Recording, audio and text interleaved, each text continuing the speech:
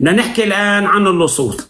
ثورة لصوص، ثورة عملاء، ثورة متطرفين، إلا القليل النادر الشرفاء. ما حنجمل الكل لأن في بعض الناس شرفاء وبعض الناس التعب فيهم وكانوا عم يحركوهم وما عارفين إنه الناس عم تحركهم. تحياتنا للجميع. أستاذ عبد الرزاق، اسمع هذا الكلام وبدي رأيك فيه. مظاهرة في مدينة الباب تؤيد افتتاح معبر أبو الزندان. تظاهر أشخاص في مدينة الباب تأييدا لافتتاح معبر أبو الزندان التجاري. المتظاهرون رفعوا لافتات تؤكد دعم فتح المعبر ورفض التدخل في شؤون المدينة. المؤيدون طالبوا بإغلاق معابر التهريب قبل الاعتراض على فتح معبر أبو الزندان. اليوم هذا الكلام وضح لنا أنه صراع لصوص، ناس يلي فاتحة معابر تهريب من خارج المدينة مع النظام، وقت سمعوا المعبر بده يفتح هاد بده ينقطع رزقهم هنيك، لأن هن عم يقبضوا حسب ما قال واحد بالفيديو مسجل أمام المعبر، قال عم ياخذوا على السيارة $4000 و$6000، وهدول مستفيدين. قبل ما تجوا تمنعوا فتح المعبر، الأصل إنه سكروا معابر التهريب يلي عندكم. انتم من خارج المدينة وجيتوا لداخل المدينة ما أخذتوا رأينا، انتم فاتحين معابر تهريب سكروها مشان نحن حضرتنا نسكر هذا المعبر. اليوم إذا بتلاحظ ما لا دخل لا الثورة ولا الشعب ولا ديمقراطية ولا حقوق إنسان، بتشوف لصوص عم يتصارعوا مع بعضهم على الفلوس وعلى الدخل وعلى المعابر بكل معنى الكلمة. هذا نحن آخر شيء ما لنا يعني من الأول من 13 سنة لهلا. تفضل. أول شيء أستاذ محمد، بالنسبة للصوصية اللي موجودة، هي لصوصية على مستوى عالي. يعني لما دخلوا الأتراك على الأرض السورية أول شغلة استقطبوا اللصوص من أجل وضعهم على رأس الحالة العسكرية، وهذا الشيء طبعا بيقتضي من الأتراك أنه يعطوهم الضوء الأخضر بممارسة أي شيء، ووعد بالتعطي لهون، هذا شيء أكيد.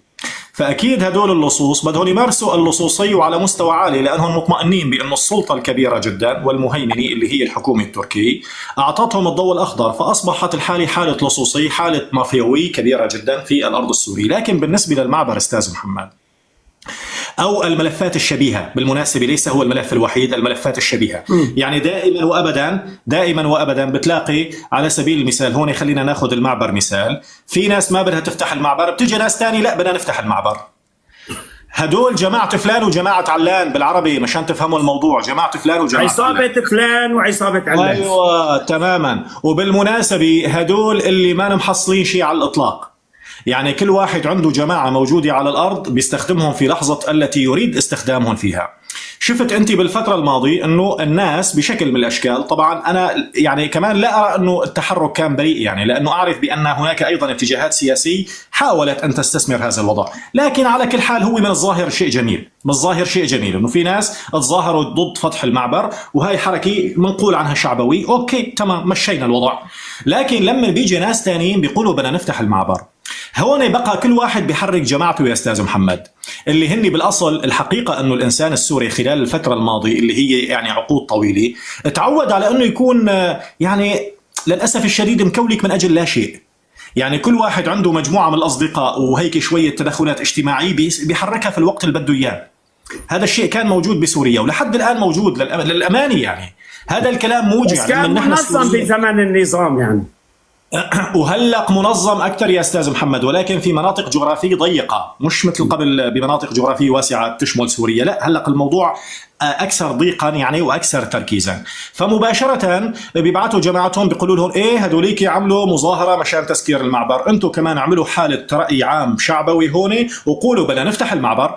فبيظهر الموضوع على أساس أنه حالة خلاف بين الشعب، هدول بدهم يفتحوا المعبر وهدول بدهم ما يفتحوا المعبر، وبتصير الحالة ضايعة. فبيكون هون لزاما على السلطات اللي موجودة أنه تتحرك من أجل تنفيذ قرار معين، وراح يكون تنفيذ القرار باتجاه فتح المعبر أكيد، لأنه هذا المعبر هو أمر من السلطة التركية والاتفاق بين السلطة التركية والسلطة السورية، فيتم تنفيذ الحالي. لكن الوضع اللي عم بيكون موجود بالداخل دائما بهالشكل هذا، كل واحد بيحرك جماعته. اللي برجع بقول جماعته ولا محصلين شيء على الإطلاق. بتتذكر أستاذ محمد، بتتذكر هدول يطلعوا بالمسيرات؟ يوم اللي كانت الناس تطلع بالمسيرات كانت تحصل شيء، كانوا يطلعوا ويرجعوا الساعة 5 المساء، حلقهم عم يجعهم من كتر ما صرخوا بالروح بالدم نفديك يا بشار، وقبل منه حافظ. لكن كان بشار وحافظ يعطيهم شيء؟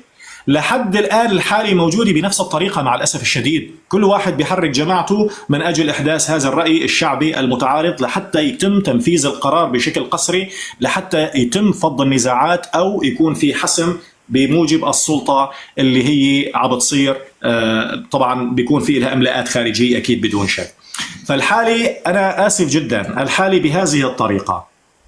هلأ نحن اللي بيهمنا من هذا الموضوع هو شيء واحد فقط لا غير، انه في عنا حالة عسكرية وحالة سياسية موجودة بهاي المنطقة هي التي ترسخ الفساد. هذا فساد اللي عم يرسخ حالة الفساد. لو انهم يتركوا الشعب مثل ما بده الشعب بيضل ساكت، لكن هن اللي عم يحركوا الشعب. في عندك من طرف، في عندك اتجاهات راديكالية تريد الحصول على حصة من الكعكة في هذه نحن من المنطقة. جملة الثورة يعني نحن ضد الفساد، هذا نظام فاسد.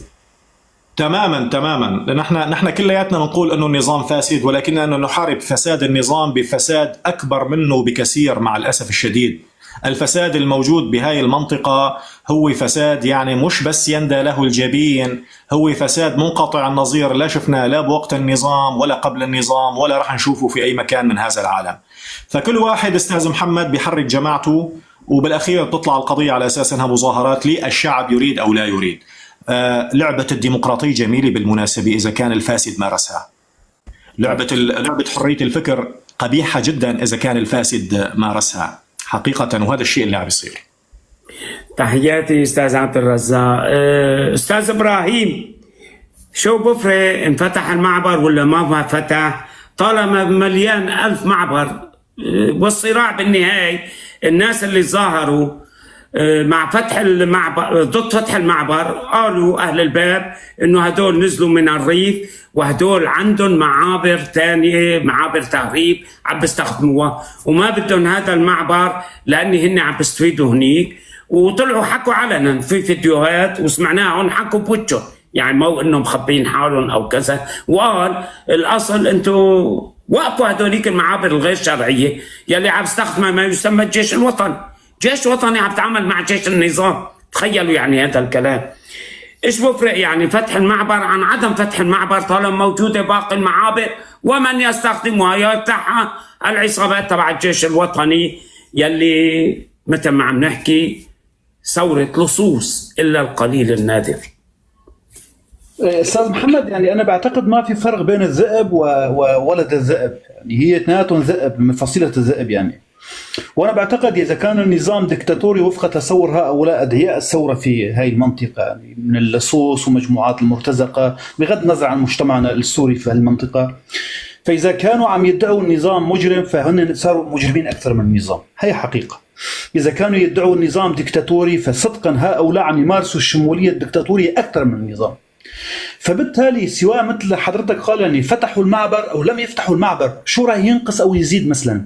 أنا بعتقد لا فيها زيادة ولا فيها نقصان تماما. يعني هي أنا شخصيا يعني لو لم يكن الاحتلال التركي موجود، أقولها بكل صراحة، لو لم يكن الاحتلال التركي موجود كنت من الناس اللي بيقول فتح المعبر خيانة. ولكن هذا الاحتلال هو موجود، واللي عم يفتح المعبر هو هذا الاحتلال. فأنا برأيي أنا شخصي إنه إذا فتحوا العلاقة مع النظام بحيث يكون في تجارة أفضل. وراح أعطي مثال هنا، يعني منطقة الإدارة الذاتية منطقة في حرب مع مناطق الاحتلال التركي، هذا واقع. وبنفس السياق هناك معبر مفتوح، معبرين مفتوحين في منبج مع مناطق الاحتلال التركي.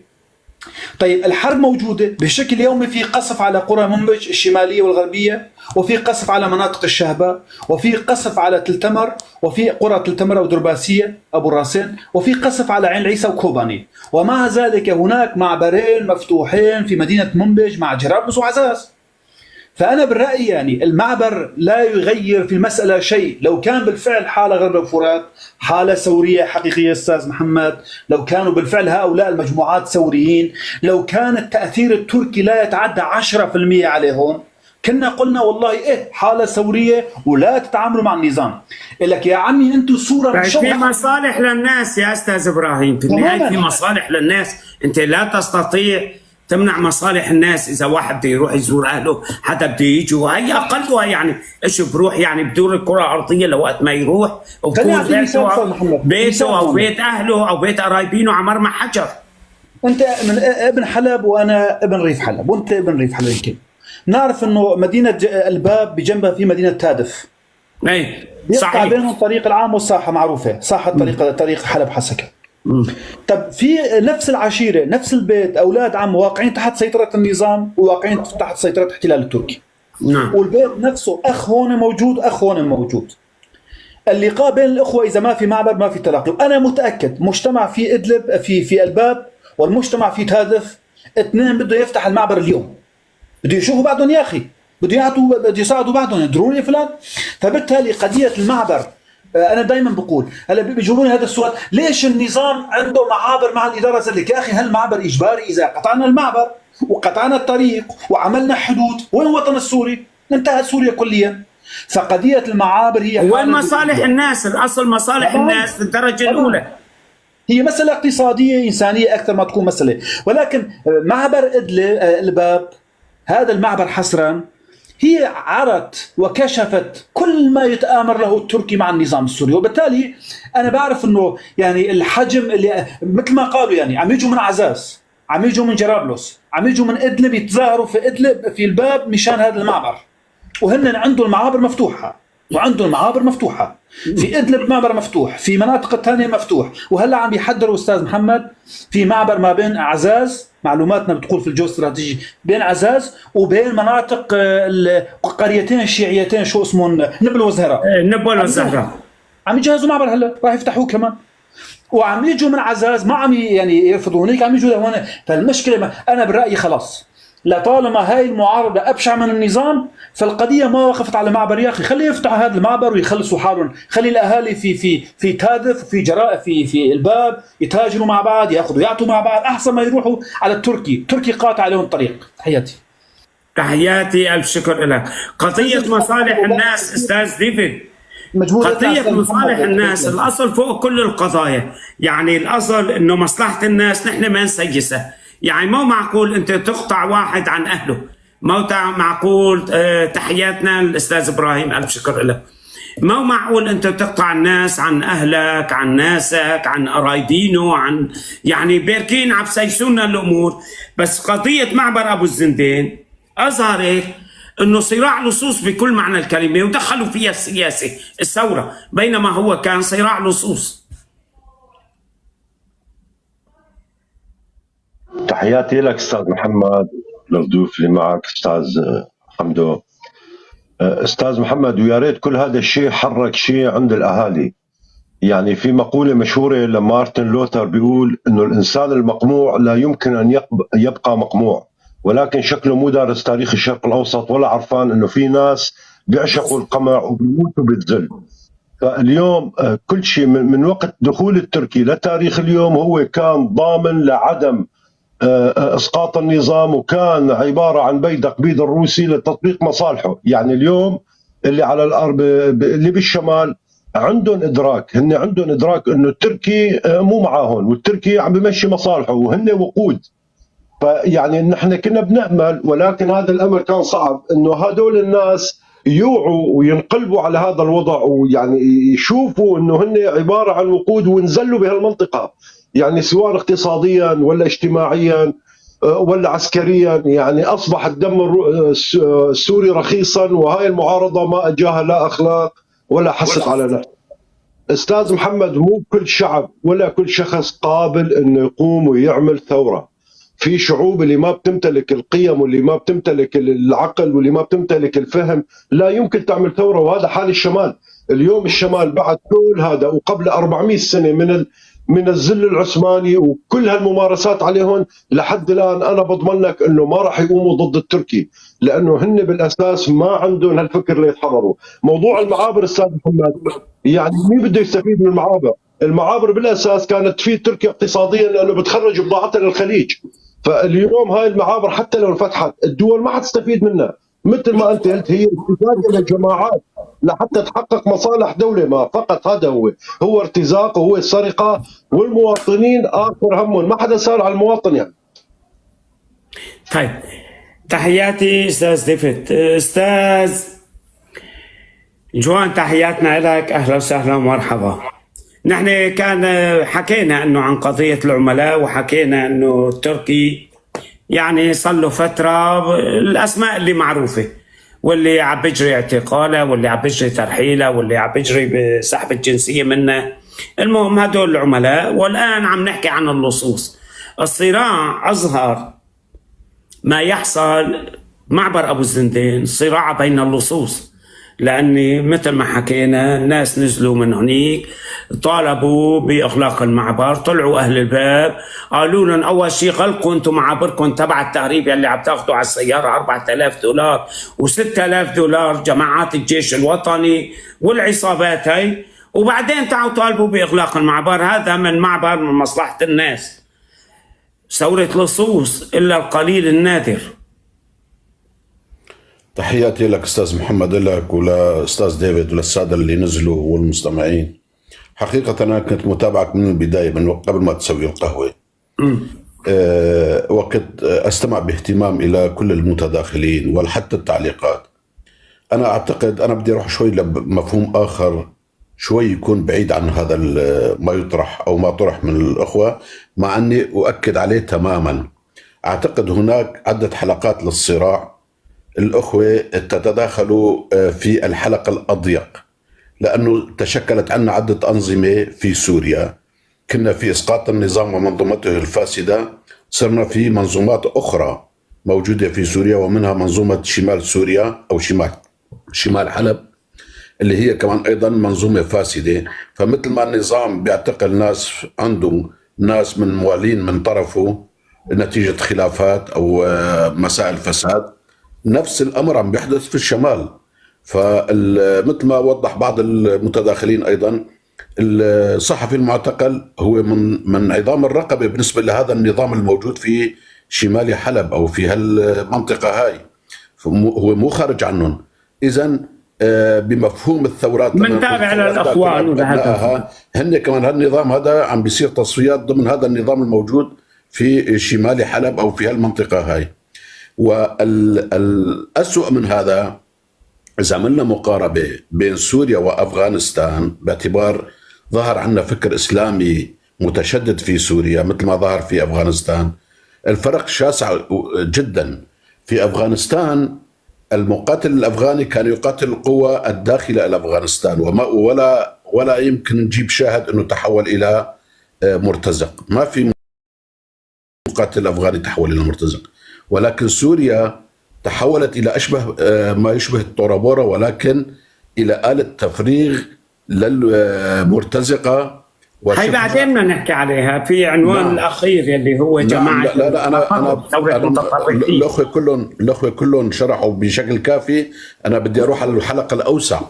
خلاص نحكي عن المتطرفين وثورة المتطرفين. نعم. إلا القليل النادر. نعم. ومن ضمن هذه الحلقة اللي أنا وصفت سوريا أنه هي تختلف عن أفغانستان وخطورتها هون تكمن آخر شيء عملية زولينجر اللي صارت في ألمانيا.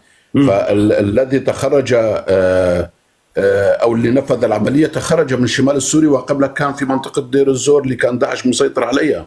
فإذا من هون، من هاي النقطة، صار من الضروري إيقاع أنه الشعب الكردي أو المقاتل الكردي وقوات التحالف الدولي يصلون إلى لغة حوار مشترك من أجل إقامة دولة كردستان الديمقراطية لمحاربة الإرهاب نيابة عن الإنسانية وعن العالم الحر.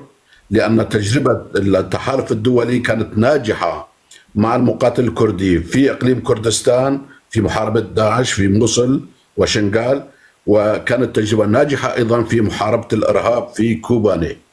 والآن الإرهاب موجود في كل أشكاله ورموزه ومرتكزاته في الشمال السوري. المشكلة ليست مشكلة معبر الزندين وليست مشكلة اعتقال صحفي، المشكلة في منظومة، مثل ما كنا نطالب في إسقاط منظومة الأسد، في منظومة إرهاب متشكلة وتفرخ الإرهاب وتصدره إلى أنحاء العالم. من أذربيجان إلى بوركينا فاسو وحاليا إلى ألمانيا.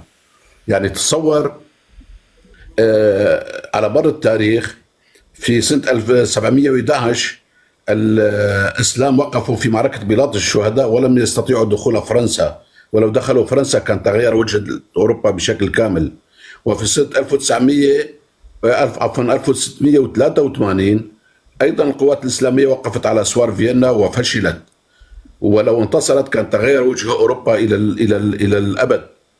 الآن القوات الإسلامية موجودة داخل كل أوروبا، موجودة داخل فرنسا وألمانيا ودنمارك والسويد وتنفذ عمليات. فهون تكمل الخطورة. الكل يبدأ من شمال السوري، يجب تفكيك هاي المنظومة.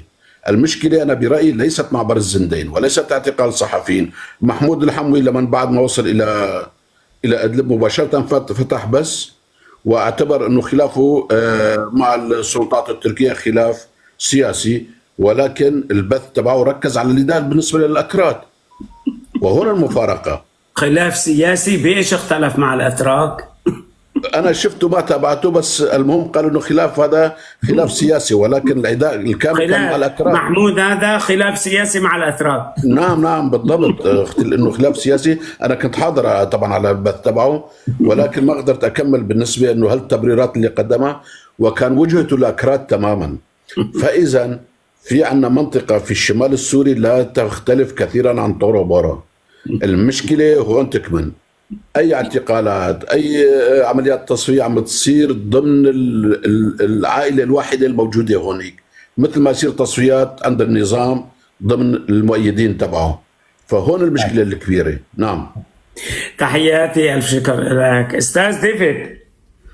هذه الثورة أو ما تسمى الثورة في سوريا أسقطت كل شعاراته ما عدا الشعارات المتطرفة الإرهابية العنصرية. أستاذ محمد، أنت ذكرت ببداية حديثك عن التجنيس في تركيا، ممكن ألقي لك نظرة عنه بعد إذنك بدقيقة؟ تفضل. أنت أستاذ محمد حسب معرفتك في دولة بالعالم تحترم حالها بتسحب جنسية من شخص من خلال ضابط مخابرات أو رئيس مخفر؟ أنت سمعت بهذا الشيء؟ يعني اللي قام بعمليات تفجير بفرنسا ما قدر القضاء يسحب الجنسية منه. صحيح. اليوم في تركيا عم بيتم سحب الجنسيات على شكل مزاجي ومصادرة أموال الأشخاص. يعني شخص عنده أملاك وعنده بتلاقي العين عليه بتهمة ما لفوا له الإرهاب، شلحوه، زتوه، أخذوا أمواله. فهذا الشيء ما صار لا مرة ولا مرتين ولا ثلاثة. بعدين أستاذ محمد، مين اللي حصل على الجنسيات في تركيا؟ أنا شفت ناس الجنسيات على أساس طائفي. يا عين عليك، أنا شفت ناس أطباء ومهندسين ومتعلمين ما حدا أخذها، ما حدا أخذها. في كرد هنيك صار لهم 10 سنين مقدمين وما عطوهن، ولكن في ناس هن من جماعة اللحى ومن هذيك الجماعة الإخوان هن اللي عطوهم الجنسيات من أجل خدمة مصالحهم، وأرسلوهم إلى الشمال وجندوا جزء منهم، والجزء الثاني كان عم بيشتغل بالتجارة. لم تتوقف التجارة يوما ما من سنة 2013 ل 2024 بين المعارضة والنظام السوري. مئات كانت تدخل، وكانت تجار المعارضين الإخوان في تركيا يصدرونها إلى نظام الأسد. فبالأساس هن مفاهيم الثورة الساقطة، مفاهيم الثورة الساقطة. يعني اليوم في قوائم حتطلع قريبا بمئات التجار اللي كانوا يتاجروا وضربوا عرض الحائط، كل شيء عم بيصير على أرض الواقع. فاليوم السوريين في تركيا هن عبارة عن وسيلة كان يتم استخدامهم مرة للضغط على تركيا، يبعثون على اليونان، ومرة يبعثون مجندين، وكمان اللي جندوهم بعثون هون وهون، وكمان استخدامات السياسية أستاذ محمد. يعني شفنا نحن شلون التركي نعم بخطاباته كان يستغل السوريين وكيف المعارضة استغلت السوريين. فاليوم السوري ورقة رخيصة للأسف، هو شيء رخيص بتركيا. كل هذا أستاذ محمد ما حرك مشاعر الشمال انه شوفوا اليوم شلون ناس اطفال شالوهم من عند ابوهم، جابوهم زتوهم بايد ابوهم بتركيا. آلاف الحالات مثل هالحالة. ما حدا اليوم من هالمعارضة اللي بتمتلك أدنى قيم الأخلاق والإنسانية فكر إنه شو عم بيصير فينا. فهن بالأساس بالأساس للأسف الشديد لا يمتلكوا أي انتماء وما عندهم استعداد يقدموا أي شيء، وهن سبب البلاء، هن اللي دخلوا التركي السبب، وهن اللي وردوا، وهن راح يتموا للأسف الشديد متعاملين مع تركيا، لأنه اللي ما بيملك قيم أخلاقية وفهم وفكر ومعنى تحرر لا يمكن يطالب لدولته ولمجتمعه ولأخوته بأنه يتحرروا من هذا الظلم. طيب، تحياتي، ألف شكر لك. أستاذ ديفيد، آخر سؤال. ماذا بقي مما يسمى الثورة؟ أنا هلا يعني امبارح عم بحط كثير عناوين، كل الشعارات، البطيخ، طبعا ما ظل غير من وجهة نظري، ممكن أكون غلطان، المتطرفين يلي موجودين والشعارات الطائفية. أستاذ محمد، هدول بقيوا طالما هناك مصالح لتركيا ويمكن استخدام هؤلاء ستتم. هاي بقايا المعارضة. بالأساس نحن ما كان عندنا من اليوم الأول لما صار هالائتلاف اللي كان هو إقصائي وسلم حاله لحضن أردوغان، كان واضح جدا من البداية أنه هاي المعارضة معارضة ساقطة، وهي عبارة عن تنفيذ أجندات لدول أخرى، مثل ما صار مع حماس. يعني هل حماس كانت مقاومة أستاذ محمد؟ فاليوم هذا كان مرتزق عند الإيراني، ونفس الشيء اللي عندنا جماعة الإخوان كانوا مرتزقين عند التركي، ولم يملكوا يوما ما قيمة للثورة، وهن اللي أضروا بقيم السوريين، وهن اللي خلوا النظام لتاريخ اليوم. واليوم راح يرجعوا، ما عندهم مشكلة، بيبقوا مع التركي، بيرجعوا لعند النظام، ما عندهم مشكلة. حتى الإخوان، ألف شكر لك. أستاذ محمد، بس ملاحظة أخيرة، الإخوان المسلمين اليوم عم بيرموا نفسهم بأحضان الإيراني. أكيد أنت عندك قراءة على الموضوع هذا. حاليا سوينا بثين عن الموضوع هذا، وامبارحة كان البث عن أبو المخداد، مراقب عام الإخوان المسلمين عامر البوسلامة، وموقفه من إيران، وموقفه من حماس أخوه الإخواني، وموقفه من هنية وقيادات حماس وكل حماس الإخوانية، ووجهنا له رسالة وحكينا اللي فيه، يعني بدون شيء وجهنا بعض الأسئلة مشان ما يضحكوا علينا ولا يكذبوا علينا ولا يكذبوا على الناس. أستاذ جوان، ماذا بقي من هذه الثورة الآن؟ يعني إذا بتعد كل الثورة، أنا ما شفت ما باقي منها أكثر ما هنالك الشعارات الطائفية والمتطرفين. باقي الشعارات كلها سقطت، كرامة، حرية، حقوق إنسان، ما الشعب السوري ما بينزل، كل هذا الخريط كله طلع عبارة عن أكاذيب. أخي العزيز، تأكيدا على كلامك أنه هذا الكلام الداخلي استهلك تماما، ولكن أهم شيء أن القوى الدولية اللي راح تشرف على المفاوضات إذا صارت بيناتنا، وأقرب كلام كان هو مقابلة سفير الأمريكي السابق في دمشق روبرت فورد، أنه الحل السياسي في سوريا أصبح حلم وبعيد المنال.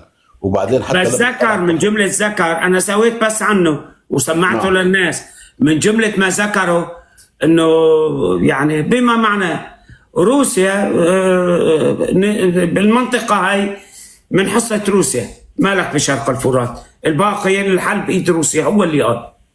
نعم، فبلغة الصحافة إذا نستنتج بعض الكلمات ونعزلها عن الحديث، من ضمن كلامك أنه هي منطقة روسيا ومعزولة، زائد أنه الحل السياسي، والحل السياسي صار حلم بعيد المنال. أيوة، ومن سيقود هذا الحل؟ روسيا. نعم. حتى من ناحية التفاوض، قال مين بده يتفاوض مع مين؟ يعني مثل ما قلنا الشمال السوري صار مثل تورابورا، يعني مين بده يتفاوض معه؟ ما في إمكانية. هلا حاليا الإفرازات اللي صارت ما في غير قوتين في سوريا، قوة المركز اللي في دمشق بيمثلوا النظام، وقوة في شرقي سوريا مدعوم دوليا ممكن يتفاوضوا على حل سياسي بشأن سوريا، وما تبقى مين بده يفاوض مين. صحيح. على فكرة أستاذ جوان، اكتشفوا المقابلة من بعد ما سويت عنها البث، أنا ممكن الناس يراجعوه، موجود الأخوة عن لايف لك، ولكن للأسف كنت خارج المنزل، يعني كنت تابعك عن طريق وقت يوم سوينا البث وسمعته للناس كلها. نعم. ومسجل بلايف تيك توك، ممكن الناس يشوفوا تاريخه قديم شوي، يعني مو قديم كثير، يمكن من اسبوعين. يعني اجى في وقته وبعد. ايوه الحمد لله انه اطلقنا عليه والناس راحوا سمعوه، وصارت الناس تكتب، صارت بالضبط. الناس تحكي وصارت الناس تجيبه وتقول هيك وهذا نحن بنشجع عليه. نحن هذا البث لنشر الافكار ونخلي الناس تروح تستمع هون وتستمع هون وتستمع هون وتعرف راي العالم فينا وبما يحصل بالمنطقه. نعم بالضبط. فمن هاي النقطة مفروض انه احنا اللي في الداخل او السوريين قصدي على الاقل نوقف برهة من الزمن او بما يشبه فاصلة منقوطة، نوقف هيك ناخذ نفس طويل ونشوف شو بيصير حوالينا وكيف الناس بتطلع علينا، لانه احنا صرنا خطر على الامن الدولي بشكل عام. فلا يمكن يصير اي مفاوضات بين الطرفين اذا ما كان في راي للدول المركز في العالم لحتى تحط حل مشترك ايضا وتساهم في الحل. مع مين بدنا نتفاوض اليوم؟ مع الناس عم تفجر حالها في المانيا، في فرنسا، في اماكن اخرى. مستحيل العالم تقبل هيك ناس.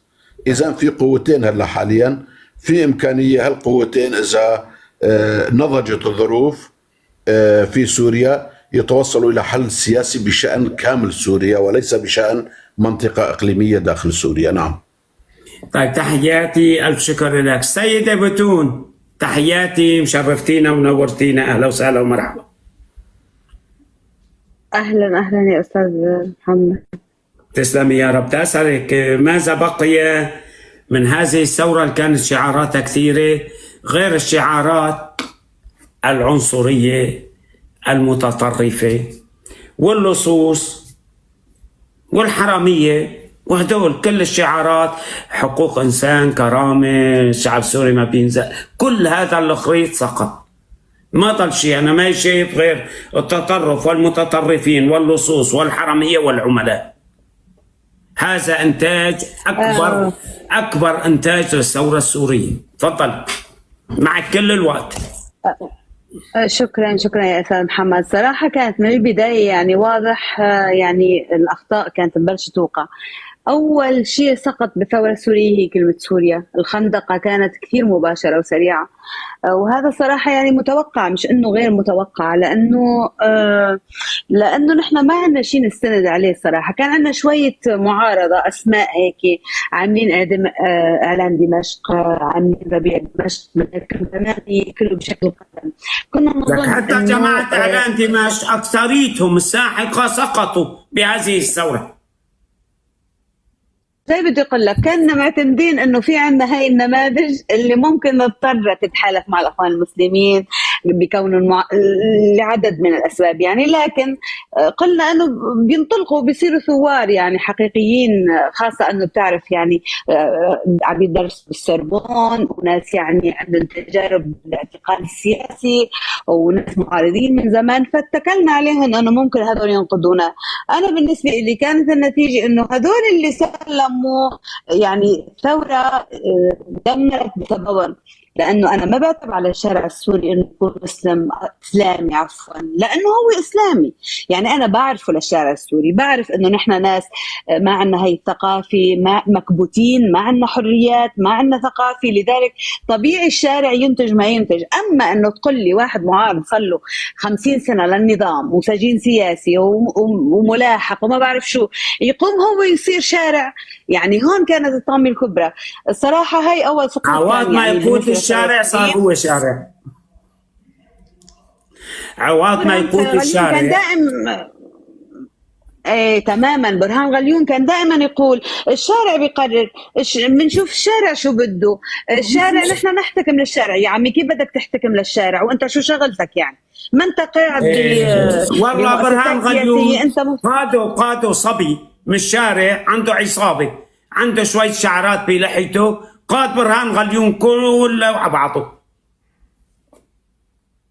المهم يا سيدي انه تباعا صارت الاخلاقيات حتى تسقط، يعني الطرف المعارض ان كان العسكري ولا السياسي، صار السقوط الاخلاقي، صار انت ما عاد فيك يعني لما تسقط اخلاقيا شوي انت ببطل لك وزن، بتصير مثل النظام. انت طالع عم بتدافع عن النظام، عم بتقول عنه لا اخلاقي، انت صرت لا اخلاقي مثله. عم بتقول انه مجرم، صرت مجرم مثله. عم بتقول بيسبي نساء، صرت بتسبي نساء مثله. والاغتصاب والاغتصاب والدنيا والتحقيقات، سجون الجولاني وسجون زهران علوش. المهم صارت الثورة مثل النظام. لذلك أنا كنت بتمنى يا أستاذ محمد إنه معلش يروح مثلا حتى لو راح دماء ودمار وهيك، لكن طيب يبقى سيدة بتول نحن في زمن الاستنساخ، نحن عم نتطور مع العلم، ولذلك استنسخنا النظام بشكله الثوري.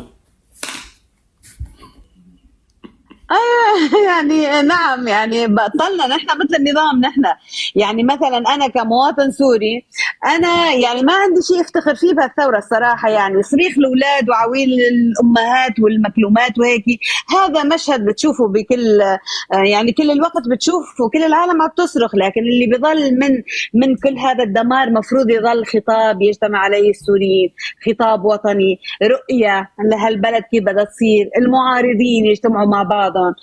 بتلاقي كره للأكراد مش طبيعي، حب للجولاني مش طبيعي، تحالفات مش طبيعية كلها لا وطنية، فما ظل لك شيء أنت. لذلك أنا ماذا بقي من الثورة السورية؟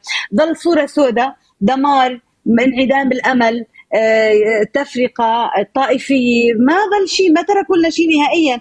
أنا بخجل من إنه نحن مشينا بهيك ثورة، بخجل على كم الخيانات، على كم الاسترزاق، على كم يعني قال في 3 مليون ضايعين من الائتلاف، 3 مليون دولار. المهجرين يا أستاذ محمد، الإشحار والمرار وكيف عم يتربوا هذول الأطفال، كيف عم يتربوا بالشمال السوري، تحفيظ القرآن، البنات المحجبات الصغار، يعني دمار صراحة. الصورة كثير سوداء، الدواعش اللي بالهول. فنحن امام يعني كركبه، ما الصراحه ما عندي اي فكره كيف ممكن تنحل كل هاي الاوضاع اللي تخربت بفضل السوريين خربوا، استسلام للاجنبي واستسلام للاخوان المسلمين، كرهن لبعضهم، غياب سياسي تماما من الثوره السوريه، كله هذا اسمه دمار. هذا اللي انا اسفه على هالنظره يا استاذ محمد، هذا اللي بعتبر انه بقي الخراب. يعني تحياتي، ألف شكر لك، ألف شكر أستاذ ديفيد، ألف شكر أستاذ جوان، شكرا لكم جميعا. مثل ما بنقول على طول وبشكل دائم، تنوع منابع المعرفة يغني العقل. اسمعوا هون واسمعوا هون واسمعوا هون، وكونوا بالمكان اللي بتحبوه. تحياتي للجميع.